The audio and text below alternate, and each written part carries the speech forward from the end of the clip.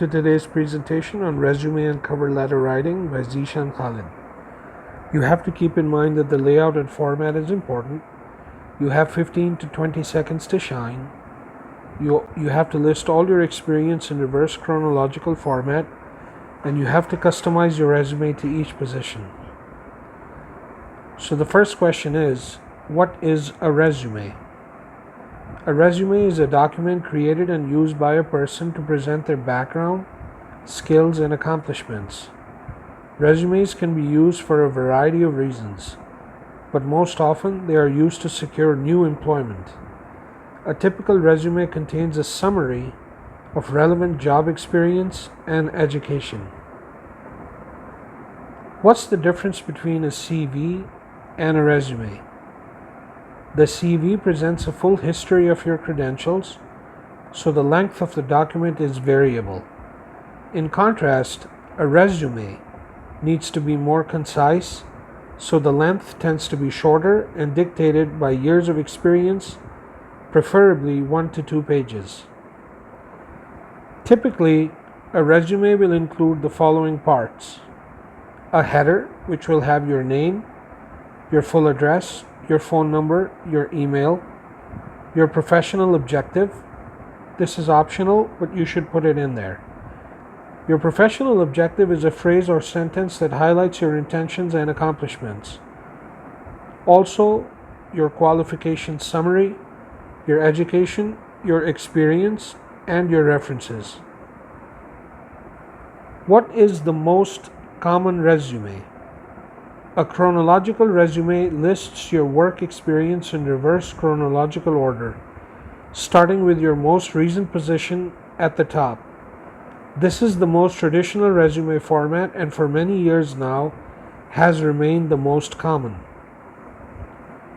8 elements that must be included in your resume: your contact information, your professional title, keywords from the job posting, work experience, accomplishments, achievements, certifications, and relevant URLs. Information that should not be on a resume: personal information such as your height, your weight, your birth date, your age, your gender, your religion, your political affiliation, or your place of birth. Employers should not make employment decisions based on these factors, and they may resent the fact that you are tempting them to do so. Keep your resume focused on the facts. What is the best resume format for 2021? The chronological resume format is best for experienced job seekers.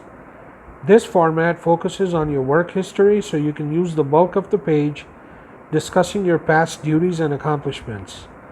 You can also mention specific professional milestones you've achieved over the years. How many jobs should be on a resume? While the standard rule of thumb is to include roughly your last 10 years of work experience, this may not always make sense. It's critical that you consider how relevant and important older pieces of work experience are to the jobs that you are currently looking for. What are some common mistakes for your resume? Giving vague employment dates, inconsistent information, failing to identify and delete irrelevant work experience, bolding the wrong information, making claims without measurable evidence, exaggerating your job descriptions, including obvious skills, listing education at the top of the page, too many gaps and spaces, using a tiny font, line on your resume. Here are 6 tips for an impressive resume. Draft a compelling opening summary. The opening section of your resume sets the tone for the rest of the document, so it's important to get it right. List your responsibilities and achievements from most to least significant. Use real numbers. Don't list skills that are understood. Show, don't just tell. Keep it clean. Let's move on to the cover letter. A cover letter is important because your cover letter makes the best impression, because it's what can help you secure a job interview. There are several types of cover letters that can be sent to employers.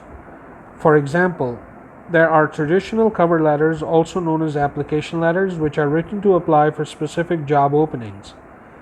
If you know someone who can refer you for a job, you'll want to write a referral cover letter. There are also letters of interest, also known as prospecting letters, in which you can ask about possible job openings at a company. Here are some tips on drafting a cover letter. Your cover letter should not be just another version of your resume. Instead, this letter should provide specific evidence on what you will bring to the company. For your letter, pick 2 or 3 skills or abilities you want to highlight. Then offer examples of times you demonstrated those traits. For example, if you want to highlight your experience in skilled tutoring children, provide an example of how you successfully tutored a student.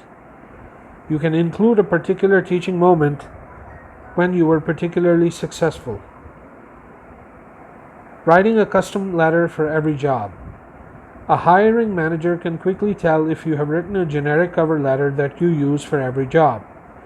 That is a quick way to get your application thrown out. Instead, take the time to customize your cover letter so it reflects your interest in the specific position and company you are applying to. Target each letter to fit the specific job. The best way to do this is to match your qualifications to the job. What you shouldn't do on a cover letter.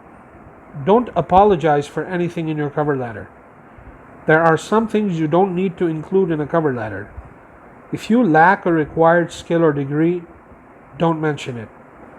That will only highlight what you don't have. Instead, focus on highlighting the skills and experiences you do have, and explain how they make you a great fit for the job. Cover letter formatting. It's essential for your first impression to be a good one, because that's a step towards getting an interview. You will want your cover letter to not only include the proper information, but also to look polished and professional. Therefore, be sure to format your cover letter properly. If you are sending a physical letter, use the business letter format. If you include your contact information, the date, and the contact information of the employer at the top of the letter.